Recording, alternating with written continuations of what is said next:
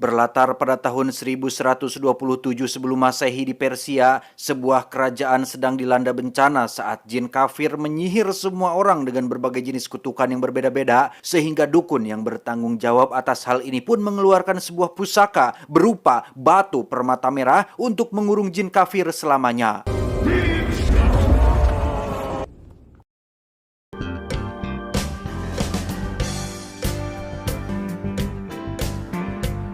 Dan kisah akan dimulai pada tahun 1997 di Amerika Serikat ketika seorang kolektor bernama, kita panggil saja si kolektor, sedang menurunkan sebuah benda bersejarah yang baru didatangkan dari Timur Tengah, di mana seorang operator yang lalai pun dengan cerobohnya meletakkan gelas air minum tepat di atas alat pengendali sehingga...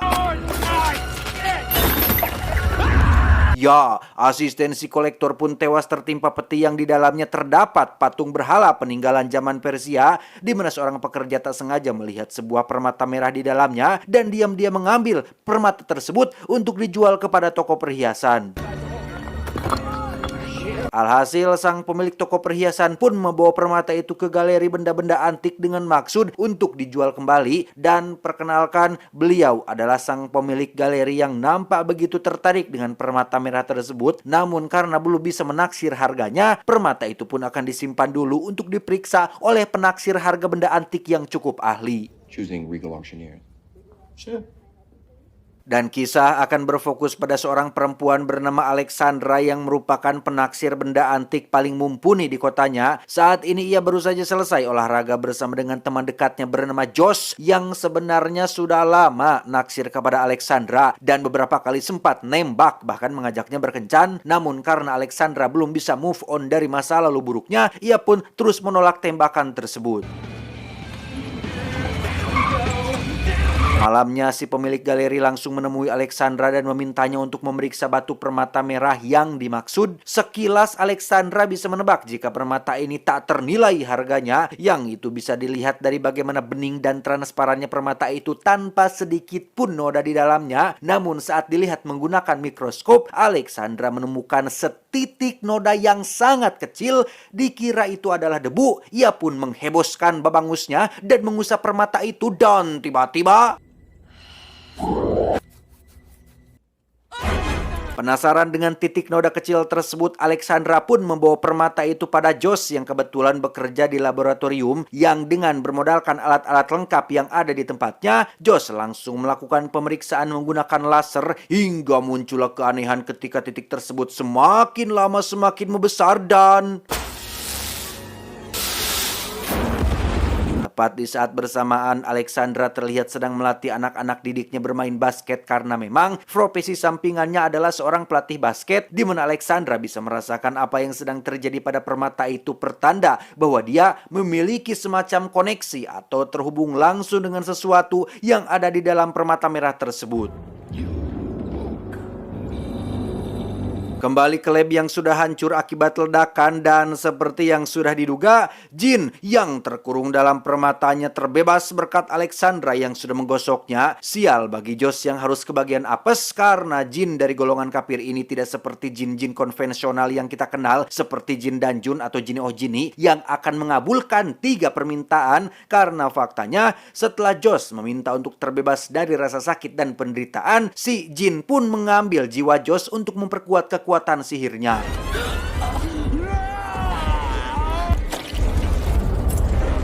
Betapa terkejutnya Alexandra saat mendengar kabar tewasnya si Josh akibat kerusakan alat di laboratorium, di mana detektif yang menangani kasus ini pun menjelaskan jika musibah ini pure kecelakaan karena tidak adanya tanda atau bukti yang mencurigakan.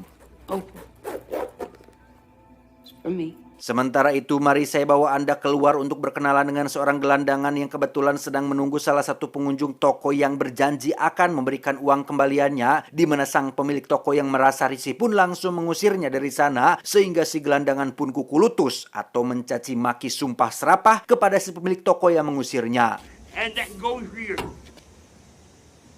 Dan ya, hal itu didengar oleh si Om Jin yang kebetulan sedang berada di jalanan, di mana si gelandangan pun diminta untuk mengulang kembali sumpah serapahnya terhadap si pemilik toko. Karena ingat, meskipun Jin ini punya kekuatan sihir yang tidak terbatas, ia tidak bisa menggunakannya kecuali ada orang yang memintanya, sehingga...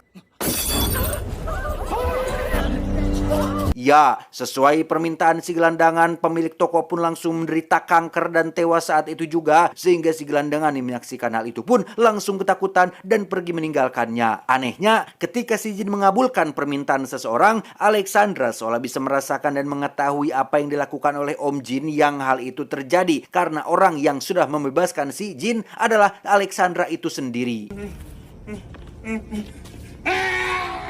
Di rumah, Alexandra terlihat sedang ngobrol dengan adik kandungnya perihal kejadian bertahun-tahun lalu ketika kedua orang tua mereka tewas dalam kebakaran. Rupa-rupanya, Alexandra terus dihantui rasa bersalah akibat gagal menyelamatkan ayah dan ibu dalam insiden tersebut. Ready to play, Alex? Kali ini, mimpi buruk yang Alexandra alami nampaknya semakin parah akibat kematian Josh yang terjadi secara mendadak. Curiga jika ini ada hubungannya dengan sang permata merah, ia pun mulai melakukan investigasi mandiri hingga membawanya ke si pekerja kapal yang merupakan orang pertama yang menemukan permatanya. Hey, Blake gave me a couple hundred. Berkat keterangan dari si pekerja, Alexandra pun langsung menemui sang kolektor untuk menanyakan perihal asal-usul patung berhalanya. Ia pun menunjukkan ruangan koleksi pribadinya yang dipenuhi oleh patung dewa peninggalan budaya zaman kuno, yang salah satunya adalah patung bernama Ahura Mazda, tidak pakai CX-5, yang seharusnya sudah dipajang di tempat yang sudah disiapkan, tapi gara-gara insiden si operator meletakkan minuman pada alat pengendali, maka patung itu pun hancur dan gagal dipajang di tempat ini. Si kolektor juga menjelaskan bahwa patung Ahura Mazda adalah berhala yang dianggap dewa oleh kaum Majusi Persia pada zaman dahulu, yang karena beliau tidak terlalu mendalami sejarahnya, Alexandra pun disarankan untuk menemui seorang profesor sejarah yang kebetulan masih aktif di salah satu universitas. Very smart woman. She's done some catalog descriptions for me in the past. Tak membuang waktu, Alexandra langsung menemui si profesor yang dimaksud, yang akhirnya mengungkap tentang sejarah asli dari patung Ahura Mazda, bahwa pada zaman kaum Majusi sebelum Masehi ada seorang dukun Persia yang membuat sebuah batu permata merah yang digadang-gadang bisa membuka portal antar dimensi atau pintu gerbang menuju dunia goib, alih-alih akan menjadi terobosan terbaru yang membuat Persia menjadi maju. Justru yang keluar dari permata itu adalah makhluk jahat dari golongan jin kafir. Awalnya Raja Persia dan seluruh rakyat senang karena permintaan mereka semua dikabulkan, namun ternyata ada maksud terselubung yang direncanakan oleh Om Jin, yaitu membawa seluruh pasukan jinnya masuk melalui portal dan permata merah tersebut, yang karena jin kafir ini tidak bisa melakukannya tanpa permintaan dari manusia itu sendiri, ia pun membuat rakyat menderita seolah terkena kutukan, kemudian menggoda si raja untuk membuat sebuah permintaan supaya membuka portal antar dimensinya, dengan imbalan akan melenyapkan kutukan tersebut. Beruntung si dukun lebih dulu menyadarinya, hingga si jin pun kembali dimasukkan ke dalam permata dan dikurung selama ribuan tahun di dalam permata tersebut. Jika Alexandra menganggap bahwa jin adalah makhluk baik seperti dalam film-film, gosok lampu keluar jin terus mengabulkan 3 permintaan, atau gosok botol kaca keluar Om Jin yang bisa menjadi pesuruh bagi majikannya, atau kerang ajaib berisi Diana Pungki yang selalu membantunya dalam setiap kesulitan, maka dia sudah salah besar, karena faktanya jin dari golongan kafir sama jahatnya dengan orang yang melakukan kecurangan suara, di mana semua dongeng yang pernah kita dengar dan saksikan tidak lebih dari hanya kisah sejarah yang dihaluskan supaya kesannya menarik dan family friendly banget, yang pada kenyataannya punya sisi kelam yang sangat mengerikan. Peoples of ancient Arabia, a jinn was neither cute nor funny. Dari situ Alexandra pun mulai melakukan riset tentang batu permata merah. Ia menemukan fakta bahwa satu-satunya orang yang bisa membuka portal antar dimensi adalah orang yang pertama kali membangunkan Om Jin dari tidur panjangnya, sehingga Alexandra pun akhirnya sadar jika dirinya lah orang yang dimaksud. Granting him 3 wishes. The sole limitation to the Jinn. Kembali ke Om Jin yang terlihat memasuki sebuah kampus kedokteran untuk mencari tubuh yang bisa ia jadikan sebagai penyamaran, yang secara kebetulan ada seonggok jenazah yang sedang dijadikan subjek eksperimen oleh para mahasiswa, di mana salah satu mahasiswa pun tak sengaja muncul di ruangan tersebut tepat saat Om Jin sedang merubah bentuknya, yang karena saking takutnya si mahasiswa itu pun mengaku bahwa dia tidak melihat apa-apa, sehingga si Om Jin langsung mengabulkan permintaannya.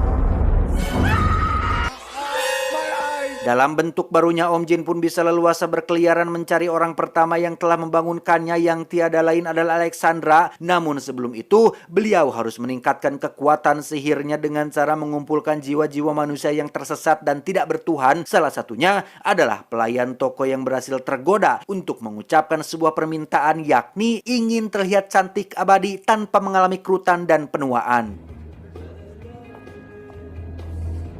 Om Jin pun mendatangi si detektif di kantor polisi untuk mencari alamat tempat tinggal Alexandra, karena faktanya sekelas makhluk dari golongan jin sekalipun kesulitan menemukan alamat seseorang tanpa bantuan GPS atau Google Maps. Namun karena si detektif tak bisa memberikan alamat Alexandra pada sembarang orang, maka Om Jin pun menggunakan cara lain seperti iblis yang menghasut, menggoda, dan membujuk si detektif untuk mengucapkan keinginannya, yang kebetulan si detektif ini sudah lama jengkel pada seorang tersangka residipis yang sudah berulang kali keluar masuk penjara, hingga dia mengucapkan sumpah serapah bahwa dirinya ingin sekali melihat si residipis ini melakukan kejahatan tepat di depan semua orang. Dan saat semua orang sedang sibuk itulah, Om Jin diam-diam melihat kartu nama milik Alexandra yang di situ terdapat alamat tempat kerjanya, yaitu tempat si pemilik galeri, dan langsung meluncur ke sana setelah mengambil jiwa residipis yang tewas di tempat itu. Singkat cerita, Om Jin terlihat sudah berada di lokasi tempat si pemilik galeri, namun penjaga melarangnya untuk masuk karena tidak punya janji. Yang di sini, Om Jin lumayan harus sedikit putar otak setelah si penjaga termasuk dalam kategori orang yang tegas dan tidak mudah diajak ngobrol, apalagi ditanya keinginannya, dan justru malah meminta si Om Jin untuk pergi menjauh dari tempat ini. No.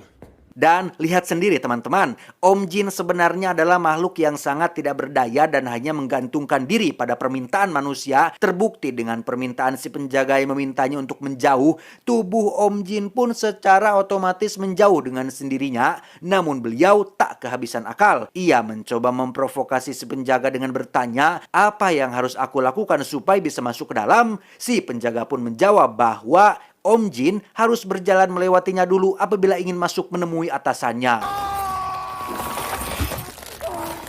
Dan ya, hal itu benar-benar terjadi ketika si Om Jin berjalan melewati tubuh si penjaga yang berubah menjadi seperti pecahan kaca. Yang setibanya bertemu dengan pemilik galeri, Om Jin tanpa bertele-tele langsung menanyakan alamat tempat tinggal salah satu bawahannya, yaitu Alexandra, yang karena si pemilik galeri adalah tipikal orang yang mudah ditebak dan keinginannya sudah pasti hanyalah uang yang banyak, maka si Om Jin pun merubah sebuah benda menjadi emas serta beberapa buah berlian yang tak ternilai harganya. What are you, David Copperfield or something? How'd you do that? Kembali ke Alexandra yang sedang melatih basket tepat saat Om Jin sudah tiba di sana, meminjam telepon genggam milik adik kandungnya, di mana Alexandra benar-benar dibuat penasaran dengan sosok Om Jin yang tiba-tiba menghilang dari pandangannya. Tak ingin mempercayai sesuatu yang tidak masuk akal, Alexandra pun mencoba untuk tidak terlalu memikirkan masalah ini. Namun hal itu justru malah balik menyerang ketika si Om Jin mulai melancarkan aksinya saat jiwa semua orang yang ditemuinya dikurung dalam sebuah kurungan goib, diantaranya si detektif, adik kandungnya, si gelandangan, dan lain-lain. Sehingga Alexandra yang cukup terganggu pun memutuskan untuk menemui si profesor sejarah demi mendapatkan solusi atas permasalahan ini. Can I come in? Setibanya di sana, Alexandra langsung curhat perihal apa yang dialaminya akhir-akhir ini. Yang alangkah terkejutnya dia saat yang ada di hadapannya bukanlah si profesor, melainkan Om Jin yang sedang menyamar, karena faktanya si profesor sudah tewas dalam sebuah kecelakaan pesawat yang terjadi tepat tadi malam. Dalam bentuk aslinya, Om Jin pun mulai melakukan tugasnya sebagai seorang pengabul permintaan, di mana Alexandra yang ingin semuanya selesai pun meminta agar si Om Jin meledakkan kepalanya sendiri, tetapi Ya, karena Om Jin adalah makhluk abadi, Alexandra pun belum berhasil melenyapkannya karena memang diperlukan taktik khusus untuk bisa mengalahkan makhluk goib seperti si Om Jin ini. Untuk itu Alexandra pun mengucapkan permintaan keduanya, yaitu ingin mengenal lebih dekat dengan sosok Om Jin dan masuk ke dalam kepalanya dengan maksud untuk mencari titik kelemahannya. Alih-alih mengenal lebih dekat dan menemukan celah kesempatan yang bisa mengalahkannya, Alexandra justru malah ketakutan saat dirinya masuk ke dalam dunia goib yang tidak terikat pada ruang dan waktu, di mana Alexandra yang sudah tidak tahan pun mengucapkan permintaan ketiganya, yaitu kembali ke dunia nyata. Sadar bahwa yang dihadapinya bukan hantu ciptaan Joko Anwar, Alexandra pun pergi menemui si kolektor yang kebetulan sedang mengadakan pesta, di mana Om Jin terus saja mengikutinya bahkan saat sedang berkendara sekalipun.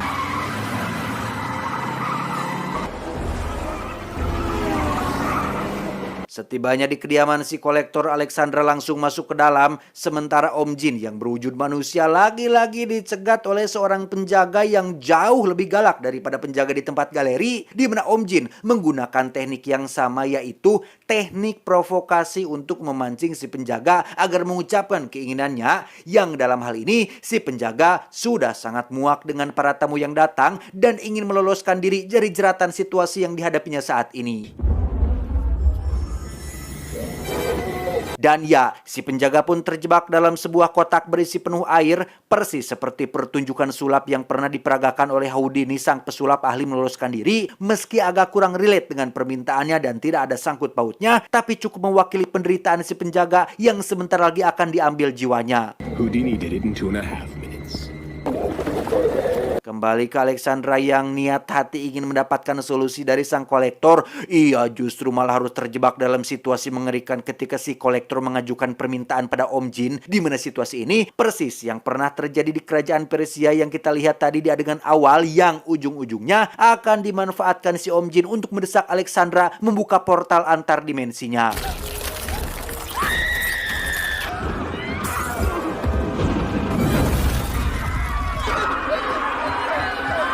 Sempat bertatap muka sebentar, Om Jin langsung mendesak Alexandra untuk mengucapkan permintaan agar pintu goibnya terbuka. Namun Alexandra yang tahu akibatnya pun enggan melakukan hal itu, sehingga untuk lebih mendesaknya, si Om Jin pun menghidupkan patung-patung yang ada di tempat ini.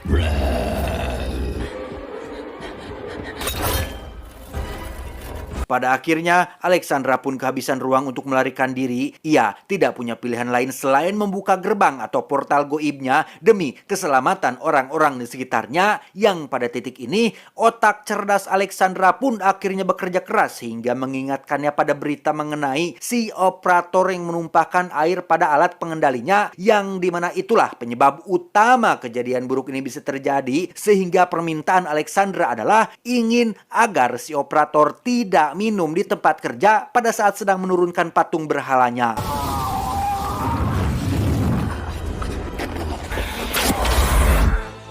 Dalam sekejap mata, semua kembali normal seperti biasa. Josh masih hidup, semua orang masih hidup. Patung berhala pun tetap utuh dengan batu permatanya yang masih berada di dalam. Yang jika Anda masih bingung dengan apa yang sebenarnya sudah terjadi, maka saksikanlah atau dengarkanlah penjelasan setelah tamat berikut ini.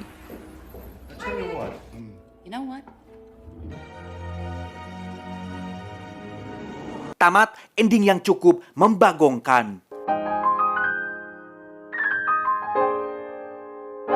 Alasan kenapa Alexandra yang seorang manusia biasa dapat mengalahkan Om Jin adalah, pertama, si Om Jin tidak dapat menggunakan kekuatannya kecuali ada orang yang memintanya. Kedua, kita semua tahu bahwa penyebab Om Jin bisa bebas adalah gara-gara si operator yang lalai dalam bekerja meletakkan gelas minumannya di atas alat pengendali, sehingga ketika Alexandra meminta Om Jin untuk mencegah si operator minum di tempat kerja, secara otomatis semua kejadian yang kita lihat tidak akan pernah terjadi. Dengan kata lain, waktu berputar dan merubah jalan cerita yang sebenarnya. Karena si operator tidak pernah minum di tempat kerja, maka tidak menjatuhkan patung berhalanya. Maka itu artinya si pekerja tidak pernah menemukan permatanya. Om Jin akan tetap terkurung selamanya di dalam batu permata merah tersebut. Pesan yang bisa kita ambil dari film ini adalah hati-hati dalam berucap, hati-hatilah dalam meminta kepada selain yang maha kuasa. Ingatlah, Tidak ada jalan pintas untuk mendapatkan apa yang kita inginkan, bahkan jalan pintas itu sendiri pun butuh perjuangan dan doa untuk mencapainya. Saya John mewakili jajaran direksi yang bertugas mengucapkan terima kasih dan sampai jumpa di video selanjutnya.